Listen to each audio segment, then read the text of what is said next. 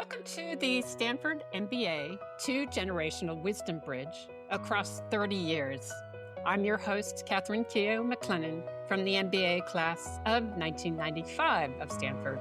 In each episode, I bring together one of my classmates, now in our 60s, give or take, and a member of the class of 2025, now in their 30s, give or take, and about to graduate into an entirely different world than we graduated in 1995. Back then, we finished our MBAs just as the internet was emerging. Today's grads are stepping into a future shaped by artificial intelligence, uncertainty, and we hope that we express possibility. These conversations bridge generations, share lessons, and spark reflections on leadership, life, and what's next. Let's dive in. Today, I'm joined by Pam Fox Rollin from the Stanford MBA class of 1995 and Pragati Rastogi from the class of 2025. Pam is a renowned executive coach and strategist, partnering with C-suite level leaders and top teams to drive bold, integrated change. With deep roots in healthcare, strategy, and leadership development, Pam brings a rare mix of analytical precision and human insight to the world's most complex organizations. Pragati is a second-year MBA student and former strategy consultant who has worked across India, the Middle East, and Africa to expand healthcare access. At Stanford, she's leading a global study trip to Taiwan and Singapore focused on healthcare equity while exploring how technology and AI are reshaping the sector. Together in this podcast, we explore how healthcare has evolved over the last 30 years, how today's students are redefining leadership, and what it really means to integrate strategy, humanity, and meaning in a rapidly shifting world. This is Kath, where we have Pam and Pragati, and it's so great to have you guys here. Where do we find you, Pragati, at the moment? I'm trying to think. It's Tuesday, so you're in class or around class. No free day, although I don't think you guys have a free day on Wednesday, but where are you? Tell us. Yeah, I'm actually in the library at GSB. Yay! In between classes right now. Yeah. Yep. And is it a full day? Let us live through your day on a Tuesday at GSB. Oh, it's a really busy day. So I got up at 6 a.m. to do my assignments. I finished a class, and after this, I have a meditation class across the street. And then I have a few job interviews lined up, and then I'm leading a GST this spring. So I have a 3-hour session on the global study trip with the first year students in the evening. So it's a pretty packed day. Okay, you have to explain. These are new acronym, GST. Oh, okay. So tell me about that, because I know you guys are doing these, and we did not have these. Tell us. Wow. Okay. So GST stands for a global study trip. And it's a mandatory, it's one of the requirements at Stanford that you need to do a global element of your degrees. Most of us do a GST. It's basically a 10-day program where in the spring break or on one of the breaks, you go to a different country, you explore a particular theme, and you meet the who's who of the country across. So I'm leading one this year, and our topic is how do you achieve healthcare uh, equity and access. And we're going to Taiwan and Singapore, and we're meeting the Ministry of Health, we're meeting big hospital chains, private equity, NGOs, and we're meeting people all across the spectrum in these two countries. So it's really exciting. Now, hold on a second. So you're leading it, right? So how does that come about? Like last year, my first year, I attended one. I attended one to Japan last year. And then after you attend a GST, you can pitch a GST for your second year. So you form a group of students, you form a group of 5, and then you pitch that I want to do a GST in this country. And then there's a whole application process, and it's a competitive process where many groups pitch, and then the administration selects a few GSTs that are worth running. And then we start the process there and start leading one. Okay, so how do you guys come with this topic and that geography, just out of curiosity? Is that aligned with Yeah, no, actually, basically, what happens is most of the GSTs have you need to have a theme. And I come from a background in healthcare, and last year we didn't have any healthcare focused trips. So I was like, I want to do Ah, something healthcare focused. So I said, okay. let's do one because I want to learn more about healthcare, and I'm interested in this country. So can we do a GST to this country? And I found other people. Yeah. Pam, I just, I know we had a few global trips, but I am amazed by the perspectives, the global perspectives that you have. Where do we find you, Pam? What's up? Find me very close to Stanford in Sunnyvale, California. And Pragati, I wrote down a few things that you mentioned because it was so evocative of things that I did. First of all, library. So our library had books. It's a little different now, but our library had books, and my favorite librarian was Brian. As I was going to do what was then called a SMIF, but you still have them, it's nonprofit internships that are Oh, paid for yes. by the with Yes. Board Source, the National Center for Nonprofit Boards. I was tasked, I found right before I go, with designing basically an internet presence strategy. It was like the first internet. So I talked with Brian and I said, help me. He showed me Mosaic. I was blown away. I did this internet presence strategy for them, and then I came back, and Steve Jurvetson and Dave Zinman and I created the Net Surfing Network, and we did lunch and learns for our classmates on what you can do with the internet. Oh, Pam, that is so funny. I was like, I knew there was something, and I suddenly got a flashback being in the computer lab of Pam excitedly telling me about this thing called Mosaic, which Pragati is like this. It was the first version of what is it? Google search or something like that. It became, The browser, yeah, a browser. visual, yeah. Yeah. Oh, I forget, Pam. You were the one. Because so what makes that fascinating with these conversations I'm having is the year we graduated, 1995, was the year that Mosaic became Netscape and listed on the stock exchange, I believe. And that was, for me, a turning point to let's enter the information age because we can get it on the internet. And so here you guys are. You're entering a new age 30 years later. We're double your age. And so I'm fascinated with how that's going to come about. But tell us about the healthcare perspective and what's the question you're asking that you really want to understand with this group? So for the study trip itself, our question is how businesses and governments can work together to help to achieve universal healthcare coverage. And the goal is how do you use innovation? And again, it's a lot about how do you think about AI in healthcare, how do you think about technology in healthcare, and how are companies and businesses doing it today? And Taiwan and Singapore are one of the best healthcare metrics in the world. So we're like, let's go and learn from the best and see what they're doing right and what we can learn from them.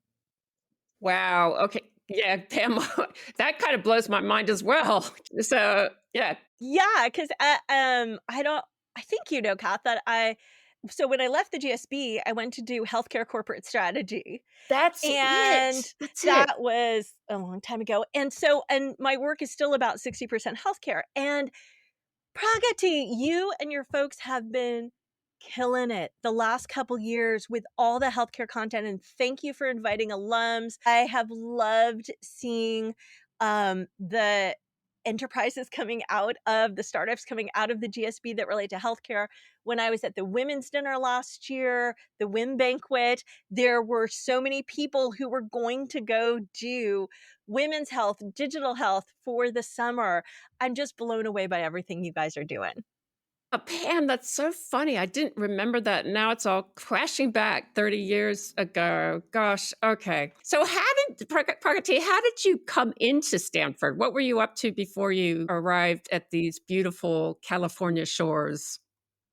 Yeah, so I actually from India and I worked at Bain for 4 years in India and Dubai in healthcare mostly. And after that, I moved to Geneva where I worked at Gavi. So it was with the WHO and UNICEF during the pandemic. And then, so I was doing global health over there. And then I was like, okay, I think healthcare impact is interesting, but I can't do it from the nonprofit side. I want for profit. but I don't know what this intersection looks like. So let me do an MBA and then we'll figure it out. So that's what actually got me here. God, so you were in Geneva during COVID. And Yes. were you guys addressing the issue or? So I was in there was this task force which was put together where we had people from Gavi, from WHO, UNICEF, World Bank, and our goal was to create a task force that would just look after 10 countries, and we would go after these 10 low-income countries and say, what do you need to increase your COVID vaccinations? And we'll do everything to make that happen. So that was the mandate of our task force during COVID. So it was a pretty crazy time. Oh my God. So you only had 10 countries. Is that all? So awesome. Where were the 10 countries? Just curiously. Yeah, it was a range from Afghanistan, Nigeria, Ethiopia, Malawi. There was a broad range of countries, but mostly Africa. Yeah, I mean, I was actually in lockdown in Geneva as well. So everyone was like, oh, you've moved from India to Geneva. You must be traveling Europe. And I'm like, no, I'm in lockdown even here. So yeah. Wow, that is truly amazing. Okay, well, what I would love for you guys, the healthcare focused people, is it was interesting that you chose Taiwan and Singapore, Pam. So now I'm looking, and Pam and I decided that leadership and culture were just as important as strategy, but they need to be integral. So Pam, take us through how you went from healthcare. You were at Bain too. I was at Bain, and Pragati and I, we reminisced because they still have associate consultant training at Cape Cod. I was there when there were only 3 offices, San Francisco, London, and Boston, but they still had the same training and a few more tools. I've always been kind of on the early adopter side of technology. I had my IBM ThinkPad at the business school. And so I didn't have to go to the computer center all the time. Pragati, she's like one of the few like fancy people with laptops. The rest of us had to like fight for a space at the computer lab. And when I was at Bain, I had a compact, luggable 75 pounds so I could get through the airport with a computer, and I was so fancy. Anyway. That's right, Pam. Jeez Louise. So if you go back to healthcare then, and Pam, you're getting involved, I don't know, it's 30 years ago. What kind of healthcare issues were? I mean, I didn't look at any, that's for sure. I was efficiency in terms of the hospitals. I used to look at a lot of operational, but not the policies. Yeah, there was a little bit of healthcare because you remember our classmate Daniel Entevin, his dad was the guru of healthcare. So he did a class which I didn't take. And there was one class on climate. And when I get to spend time with GSBers right now and they're all talking about climate, I'm so excited. I did take the climate policy class, which was amazing. But healthcare was like thinking about it at a system level, which nobody found the lever to change. So same thing. What I'm loving over these some years is the involvement of the design school. And there's so much in biodesign. There's so much in what can we change. And so for 9 years pre-COVID, I worked with the med school fellows who were focused on innovation for 1 to 2 years, either full-time or half-time, doctors from a variety of disciplines. And it was so exciting to also see some partnership with the business school around biodesign. Wow, biodesign. What is biodesign, Pam? Jeez. Well, I mean, you can think of it in a variety of ways. You can get down to clinical stuff, but you can also get down to how care is delivered and design thinking in healthcare. And Pragati is nodding your head, so I'd love to know what's currently going on there. Tell us. Yeah, actually, biodesign is it's a really cool course which we have, which is only focused on healthcare, where we have like you form teams where you have one person from the med school, one from engineering, one from business school, and it's a mix. And then you give in like there's a particular topic or a particular idea that you're trying to crack, and then you spend 6 months in detail working out everything from what the idea is, you verify it, you do beta testing, you do interviews, and you go through the whole process of what a startup should go through. And at the end of 6 months, you pitch it to investors, real investors, and can actually raise funds. And we've actually diversified this into 3 different biodesign options. So one is biodesign for biotech or medtech, and then there's biodesign for digital health, and now there's a biodesign for societal health, which is more broad. So I think it's really grown. You know what I'm laughing about is like, I'm laughing with you, not that, or laughing at us, because our design class was, we were making a bicycle lamp or a bicycle. Yes, yes. And look at you guys! Oh my god! And what I love also is so I think of thousands and thousands of years of history, we're always finding ourselves at a choice point, and the choice point, I think, well, there's many choices at the moment, but I'm using the word integration instead of against isolation. And you look at what you're doing. I mean, the integration of medical school with engineering school, but hospitals, and these are the thoughts and the leaders that I'm so glad we're sending back out as we start to slow down a little bit. I don't know, maybe not slow down, but look differently. You're growing up in India. Does that impact your healthcare passion, or where did that come from? Where is the healthcare passion? Yeah, I think for me the healthcare passion comes from, so actually it's a personal story. So my dad actually is a CPA equivalent in India, and so he goes to like a lot of these remote places to do audits and financial audits and meetings. So he was actually at one of these branch audits in a very remote part of India, and he suffered a heart attack at that moment, and we were very far from him. And he was lucky enough to get to the right care on time. But then when we went to visit him, I was like, okay, wow, like not all places have the same level of infrastructure here. When you talk about hospitals and surgeries, it's very different. And we were very lucky; we had the right contacts and we had resources, but not everyone does. And that was a real eye opener for me. And so I spent a lot of time in India doing a lot of pro bono work, where I would work with governments or non-profits also to see how things are different.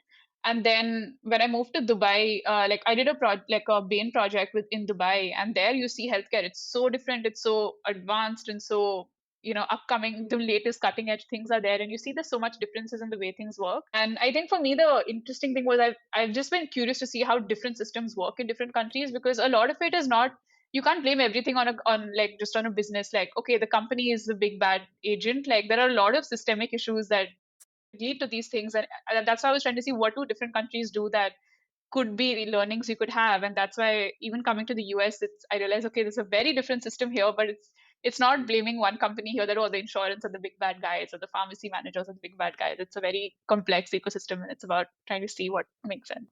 Wow. Geez. Pam. My God, I don't know what okay. Well, let's do what I'm going to jump. I'm keeping that in the back of my mind, because I think integration is the big thing here. So Pam, it sounds like strategy at first, but what got you into the whole integrated whole of a culture and a behavior and a leadership and how to be a leader? Yeah. So that was always how I did strategy. And Pragati, I probably didn't Of course you did. say that to you, but I occasionally would get hauled into partners' offices and told, why did you give that key insight to the head of marketing?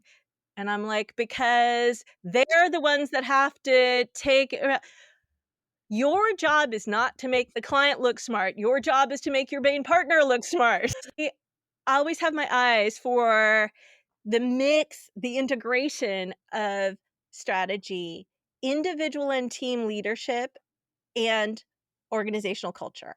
And that is where I love to play. That's where I've played in the 30 years since I went to Stanford. I can't believe it's going to be 30 years this fall. So I did that with big firms. And then, so this was 1999. I was being put up for a fastest promotion in to associate partner.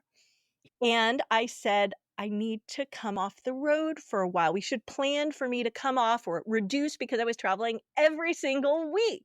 And I met the guy I wanted to marry, and I was like 34 at the time. And I said, wow, we want to have kids now and all of that. And I was told, did you know you can FedEx your breast milk home?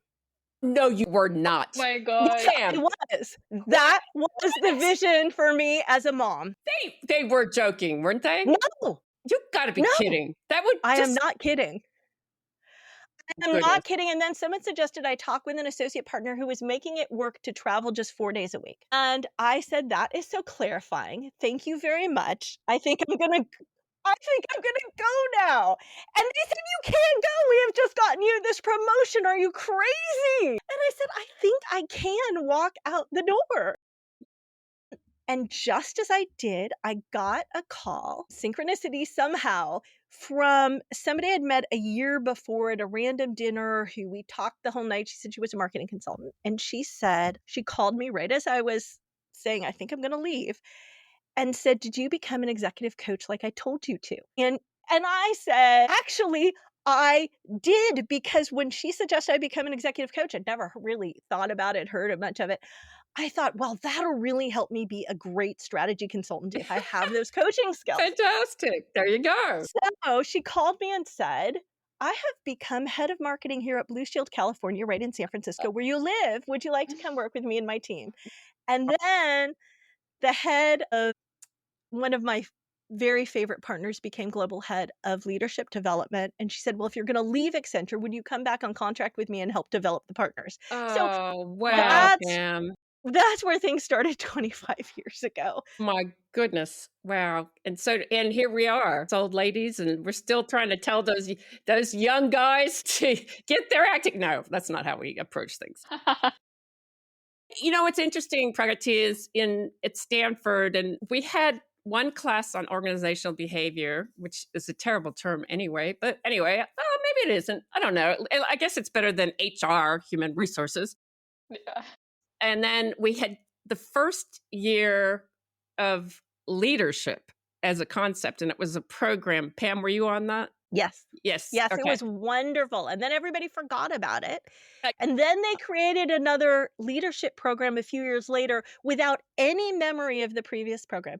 And so I was on that too. So really from 2000 COVID, to 2017, and then a little bit after that to COVID, I was on contract with the business school 1 to 2 days a week, most quarters, facilitating touchy-feely, being a guest fellow in leadership for the leadership program. And then the thing I'm most excited about is I got to help Dave Bradford start the leadership coaching course. So I was the first to design the experiential component and then coach the second years to coach the first years. And now there's a full-time amazing person, Felicia, who does that. And so many, I don't know, Pragati, how people think of the leadership coaching course now, but I think it's going strong. Okay, you better tell us about it. I want to hear, and I'm very jealous about this. Tell us how it works. I'd actually love to hear from you, Pam, because I think this is a course that you have next quarter, and I filled it and I didn't even get it.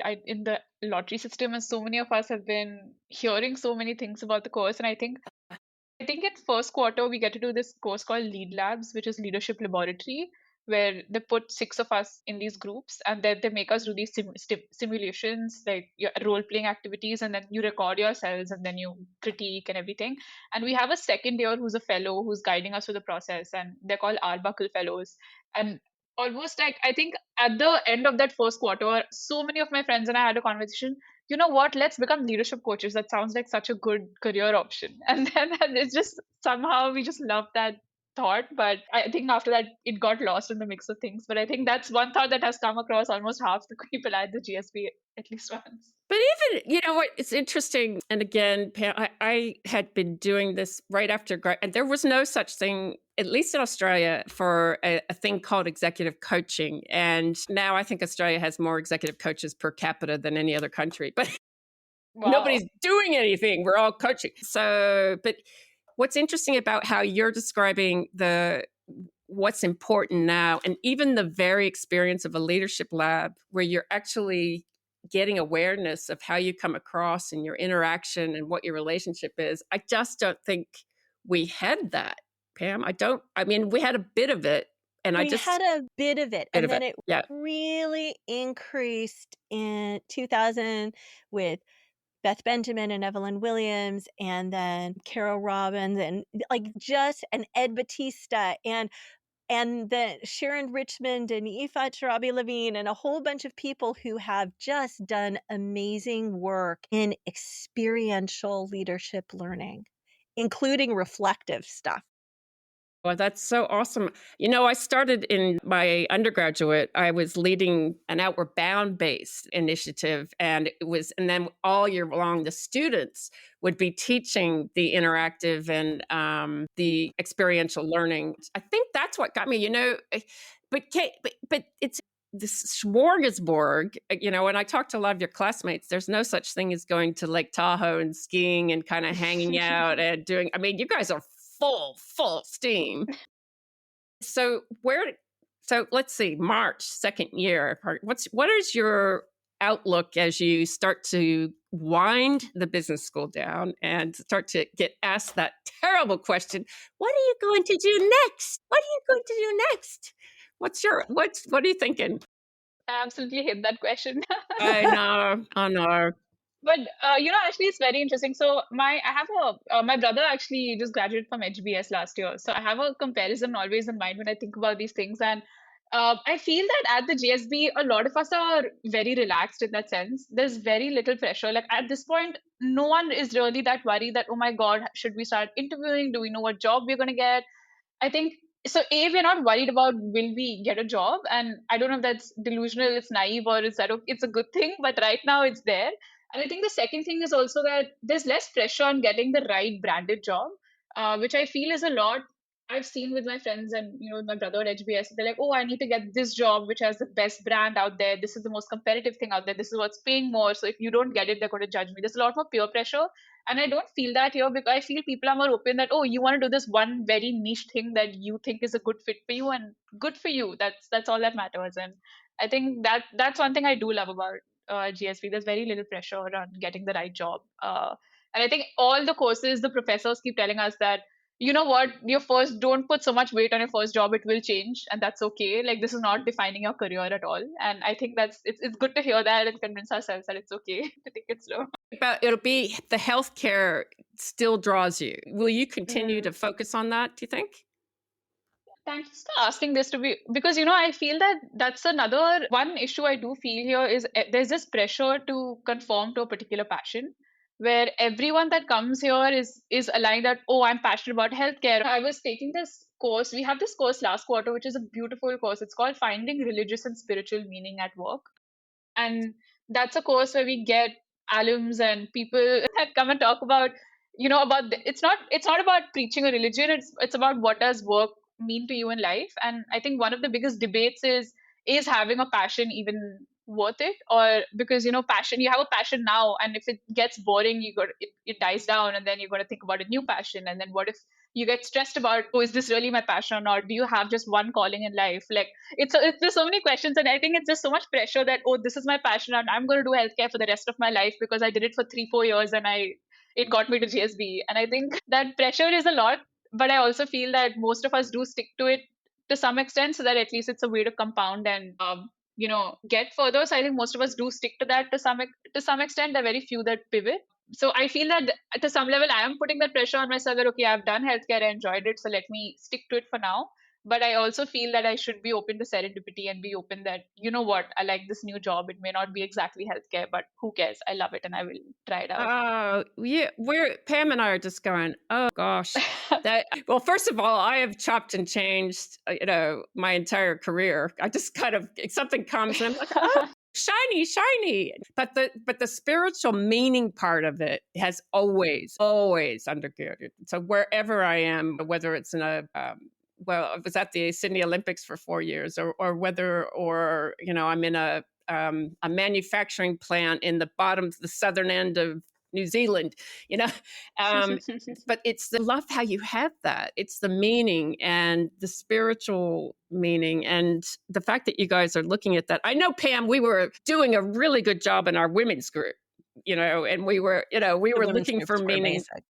But to have that, Pam, is just extraordinary. I'm excited. I really do love the women's alum circles.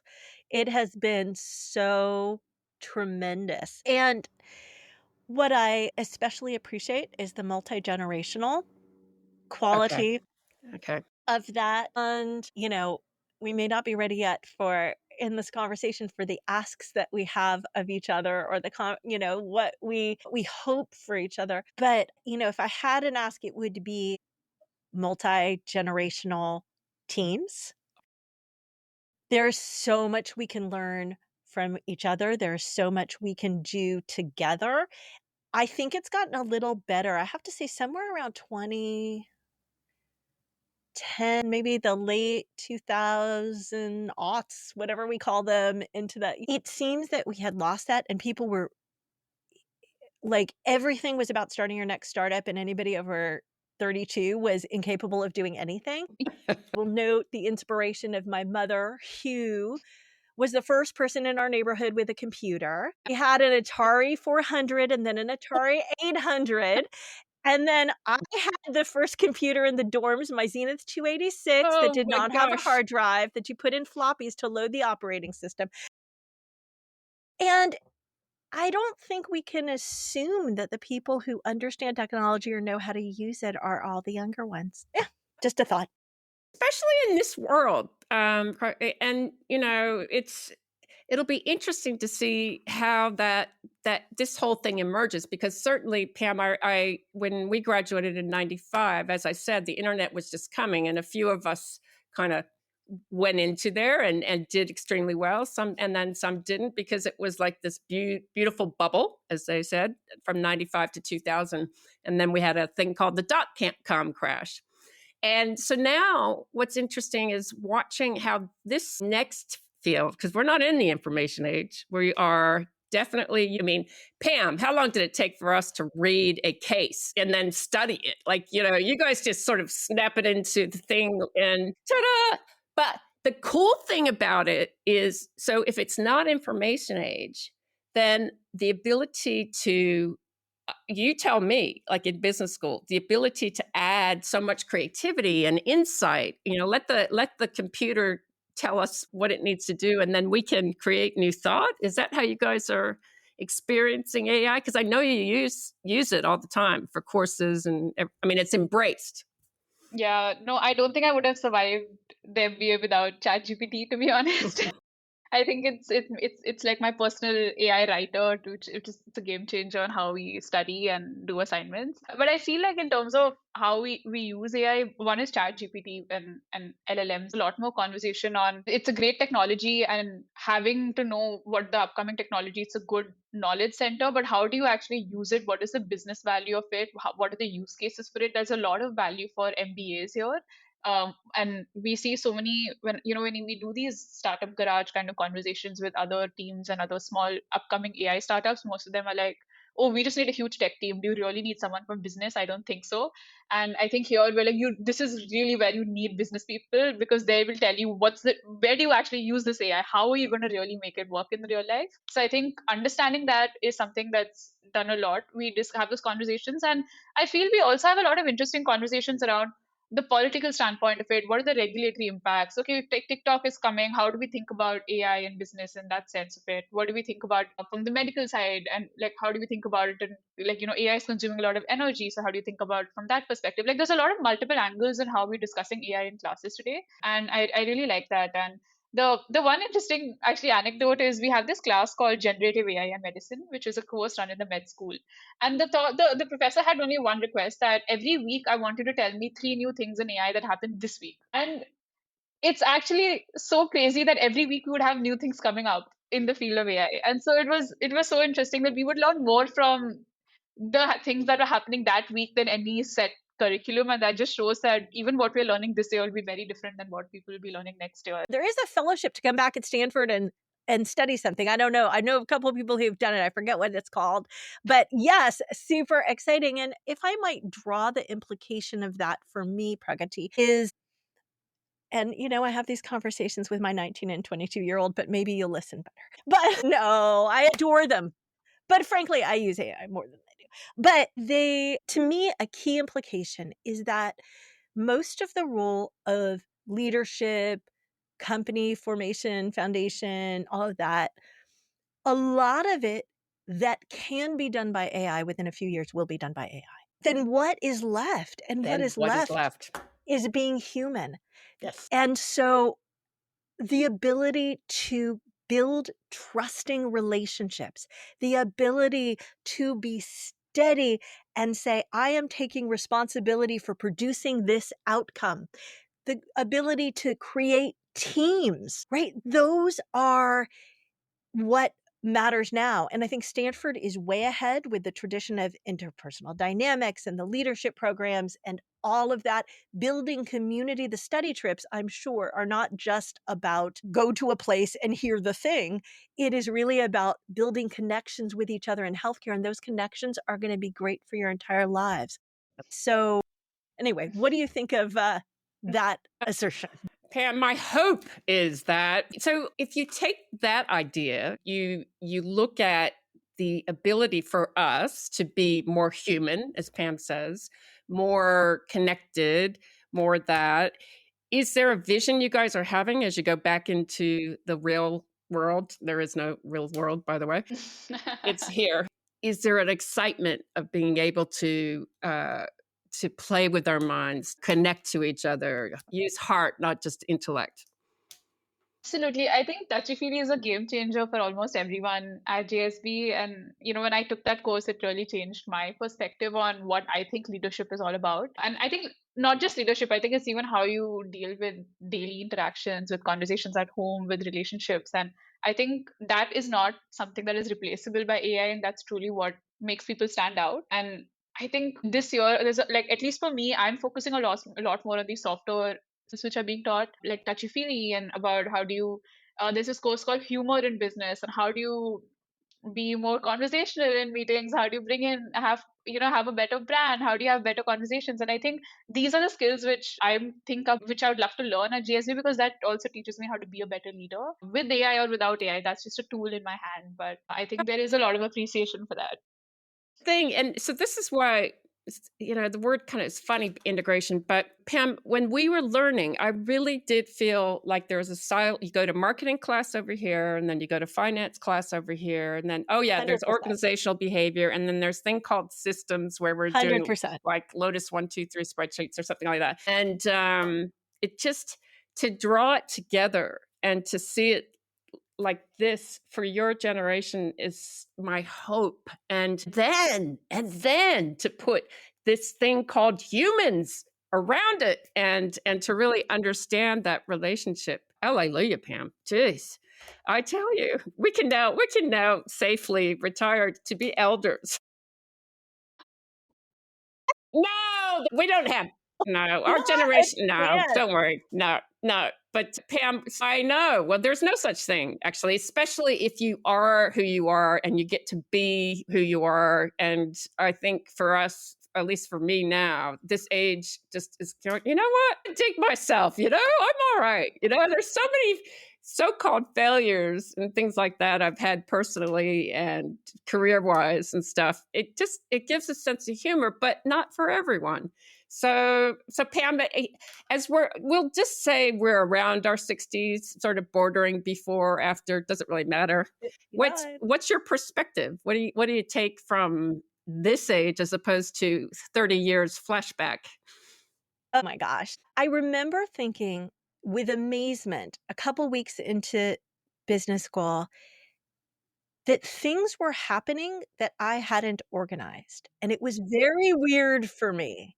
Like, Kath, you organized that wonderful, or you were part of the wonderful outdoor adventure things that we did. Yeah, That's I how you did. and I got to know each other, is because we went on a kayaking trip together. Oh, that's right. Oh, I forgot about that. Oh my And that gosh. was my first time kayaking. And then I don't even know if you know this, but I became a kayaking instructor No way. after the business school Oh, so you're that kidding. I wouldn't work every weekend. So That's so funny. yeah, so I did kayaking instruction on the weekends. Oh my gosh. And but things were happening. There were clubs, people like Pragati organizing things and all of that. And it was super weird for me. And it's something that in my women's circle that we do now, like we talk about, that's one thing that's so distinctive about the GSB is everybody's like, okay, how do we put this in action? And I think there's more of an appreciation now that you don't have to have all the answers to put things in action. You don't have to pretend to know. You can experiment, you can play, and then you can find out together. I love that. Yeah, it truly it's fun because we're entering. Okay, I can call it the I don't know generation, because certainly when before Pam we started business school, it was always the guy at the top who knew, and he I'm saying he went from bank teller all the way up to CEO, and and there was the Jack Welches of GE, and it was great big magnets, and so when the internet came along, we did see the rise of this young idea, these young burgeoning out of the business school. But I don't know and I really use that, is how to be okay in I don't know, which is I was watching you as I said, what are you going to do? And I just saw this woman that's okay to be I don't know. I just bless you. It's fantastic. I just, and thank goodness. So it's a new world. Let me go back to the I would have just been in the spiritual course that you were talking about and hearing from all different perspectives. That's my passion. So I spend a lot of time with ancient wisdom before humans got to it, or tried to go back to the scripts of all our religions, because we're forgetters, the humans forget. And so yeah, it's been exciting project. So okay, I get to jam on that a little bit, because you guys are we would be there for hours if you were there present. So anyway, okay, now so you're going to go to Taiwan and Singapore. And have you been there before? I've been to Singapore before. You have been to Singapore, but not Taiwan. No, first time. Okay. Well, you have to at some point come down to Australia, because Australia doesn't have a bad healthcare system either. Where there's something about being able to know that you're always held with any health issue, and our government does support that. So, will you stay in the United States, do you think? I don't know. I feel that at least for a few years, I'd love to be here and explore what opportunities are there. But Yep. I do feel long term, maybe I'd want to go back to India, because that's where it's family, that's where it's home. So I think that's also a debate, which is just everyone has that one thought, like, should we stay here or not long term? Well, it's an interesting one now, Pam. I guess the watching day by day is unfolding. And well, while we're at it, Pam, how excited was I to see your videos of action locally? How fantastic is that?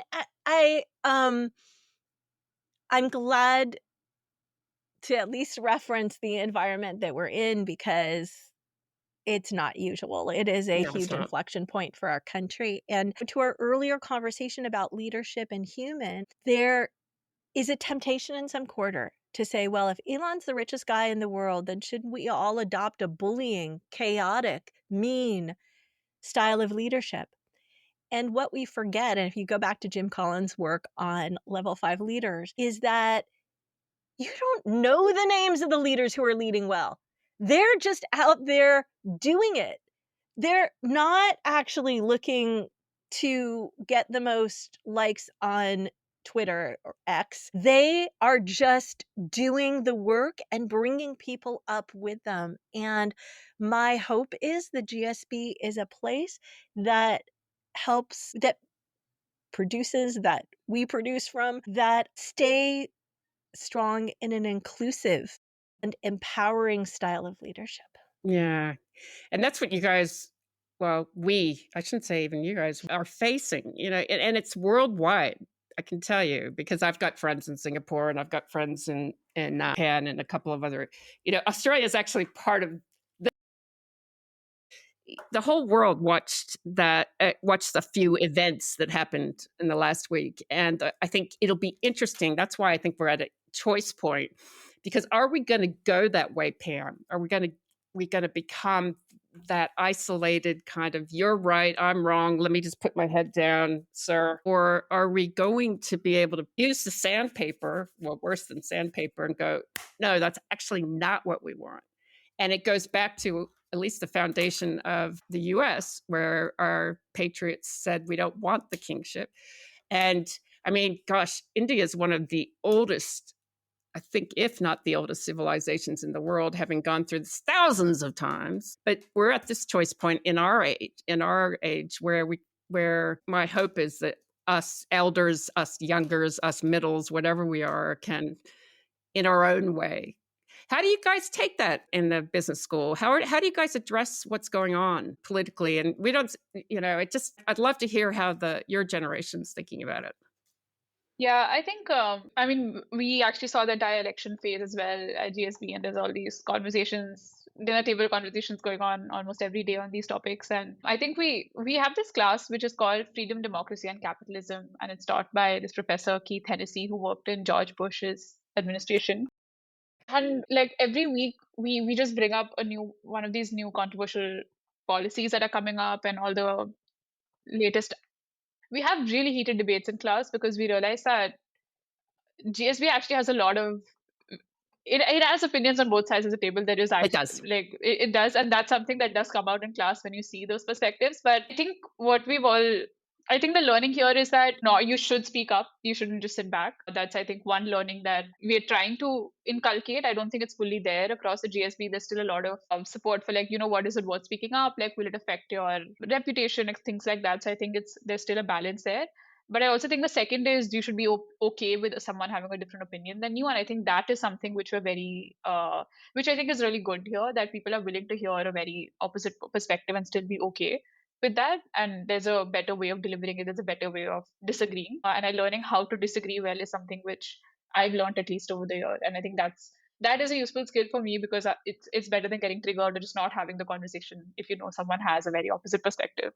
Well, that goes to my philosophy. Like, how do we integrate the understanding of the left and the right and the centrist? And how do we watch that we don't even fall off the humanistic teeter-totter, And that's the interesting thing, Pam. You've been out there, you've been out on the street, so to speak, Pam. What are you seeing? I've always been politically active my whole life, but to take it towards the point of what has been meaningful from my GSB experience is staying in touch with this fabulous, amazing group of people. I wish I had stayed in touch with more, but actually there are some who I didn't know well at business school who are now a part of my life. So that's an exciting possibility too.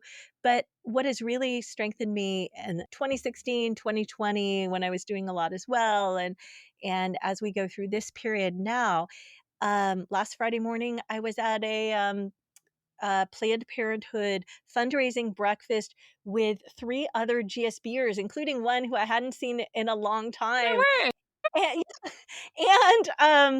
And many of us are out there doing our thing, and it's not always on the streets. We have organizational skills. We have connections and networks. And so how can we put that in service of building a better community? And I understand that people differ on what building a better community looks like. And I'm really glad to hear, Pragati, that kind of, how do we have dialogue that produces light and not heat is really, really helpful. I love that. How do we produce a light and not heat? Oh my gosh. Because it's great. So in terms, maybe with the arrival of the chat GPTs, the world, it gives you space to rise above the facts and the figures and have some pretty juicy conversations. Right? Would that be right? Like, do you get some into the philosophy of what the business case is about in a case study? I think, honestly, one thing I do feel is that maybe, I don't know how much role ChatGPT does have to play in this, but I think most of the conversations that we have around even business cases is more about, oh, is this ethically right to do or wrong? Or what are the values of this business person? Like, does he care about shareholder value more, or does he care about creating impact? Like, what are the core values of why someone would make these decisions? I think a lot of our conversations are more on that and less about, oh, is the profit going to be $2 billion or 3, and that's why you make a decision or not. So I think the framework of why we are making certain decisions, I think those conversations have changed a bit. And I think it's interesting to see that, because I think that changes how your thought process is in terms of decision making. And we may not make those kind of decisions today, but 10 years later, if we do become CXOs, I think that's an important skill set, a muscle to build. Well, my hope isn't, Pam, it goes back to being politically involved. I mean, as the whole world literally does watch the television and the social media, and we get our truth. My philosophy, the other philosophies get their truth. And so the silos can happen because my truth is your truth is not your truth. And it's a worry. But here's the things, and Pam, you might have with the experience, business leaders with an MBA, and we're watching those politicians do their thing. And so, but it's not like that. So how do people with the Stanford kind of mindset really make their impact and not, go Pam. We have classmates in politics. Fantastic. I don't even know that. Have across the year. Yeah. Yep. And I'm sure your class will as well, Pragati. But also serving on board. So I just joined the board of an organization called Right to Be, which is about how do we create a world that is full of humanity and free of harassment. Wow. Okay. I see. And what I'll say also is I started on boards at 24 on the San Francisco Food Bank Board. And I would encourage people to start early and really build up the skills, the networks, the understandings to be able to be fabulous board members, because more and more as we enter that next part of our career, that's a huge thing. And let's bring some young people in with us under our wings to learn how to do board stuff. Well, the governance is an art, and it's an art to be able to separate yourself from and look above down at what the organization and have the long view. I found, and I don't know where you're going to end up, but I found that my early stages just so down here with spreadsheets and everything else like that. I am delighted to watch you guys. Here you're going to go look at the healthcare system of Taiwan and Singapore. My goodness. What other trips did you do? What was the trip for first year? What did you do there? So for first year, we went to Japan, and the topic was understanding product design from a human-centristic perspective in Japanese culture. What did you learn? What was the takeout? It was very interesting. So we actually met the founders of Uniqlo and Muji, and I think we had a very interesting conversation where they were like, we are making products not to increase consumerization, but we make products because we are going to teach you, we are going to make one t-shirt at Uniqlo, and the goal is that this t-shirt should last 10 years and everyone should just have one t-shirt, and they shouldn't care about brands, they shouldn't care about trying to get another t-shirt. Like, it's about being sustainable and creating one good product and not needing to buy it again. And I think that's such a different perspective to product design versus most cultures have that, okay, how do we bring in more products? How do we make people buy more t-shirts, or 20 t-shirts and keep changing them every year because of it? So I think it was a very different angle to product design, which we learned. And I think just one more thing, Pam, I think it was such a beautiful, beautiful point that you spoke about the board's perspective, because I think I personally have been trying to interview at boards right now because we had this class last quarter called Board Governance, which is a new course that started to teach us what being on a board means and how, as young professionals, how can we get on boards. And I was, I think for most of us, at least for me, I've thought about boards as something you get on at the age of 40, 50 up to, or, once you retire. And then the fact that, it's possible and you can actually make change or you can influence decisions at a young age, it was so powerful and it's so exciting. And I think there are a lot more people I know here who are trying to at least enter that space. And and I think like the way you put it is just so energizing to hear that it actually can make a difference. I would hire you. I don't care if it's the largest bank in the country. I would put you there. And that's one of the things I always say is, we look at you, Pam, I'm speaking for, I look at you and I go, yeah, we're about the same age. And, it's like, she's just a tiny bit younger.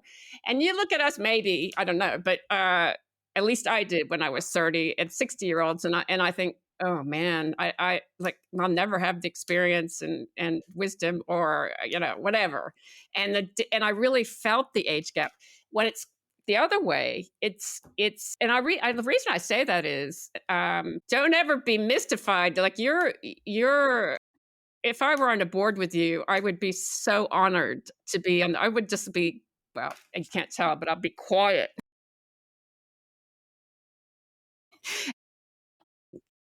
I would listen for sure. I would listen, but I wouldn't be quiet. No. Well, let's bring this to a close. And always emerges the question. Okay, here's an interesting one.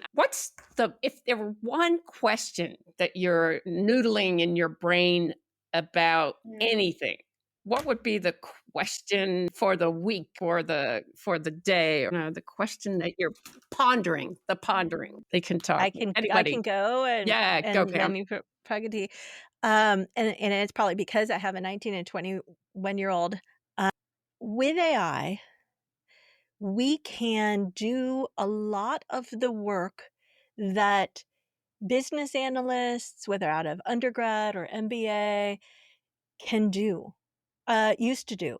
I see it among my kids' friends. It's hard to get hired these days into those kind of roles. People are pulling back. And then, of course, with the government doing the things it's doing, that's making it even harder. But then I wonder, when they're in their next role, how do they have the judgment that they learned and it's one thing to say, well, they'll learn prompt engineering and all of that.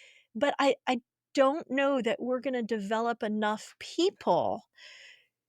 I think we've removed a key rung of the ladder, and that rung of the ladder included mentorship, good thinking, developing judgment, developing quantitative skills, being able to really test the corners of the analysis. And I am concerned and wondering what happens with that bottom ladder, the rung missing. Yeah. Wow. Wow. I'm going to be pondering that today. It's a good one. What about you? You guys are pondering every second of the day, but what's one that's the most fascinating one? Yeah, I think for me, I've been taking this oil painting course across the street, and my biggest thought has been how much weightage am I giving to work in my daily life today, and how much time should I be giving to things which I love doing outside of it, and am I really putting a lot more pressure on how much work should mean in my life and how much I need to get a job. I think that's just like the most top of mind for me right now. I'm just delighted. My wish for you is that it's, again, integrated, which is hard, but I think it's just different modes of being throughout the day, and different physical modes and mental modes. But anyway, I'll go off. You guys have been wonderful. Thank you for joining us. For more insights and information, visit my website at katherinemclennan.com. That's spelled KATHRINEMCLENNAN.com. Don't forget to subscribe to the series so you know when the next episode will be, as we continue exchanging wisdom, connecting past, present, and future through the perspectives of Stanford MBA graduates of 1995 and 2025.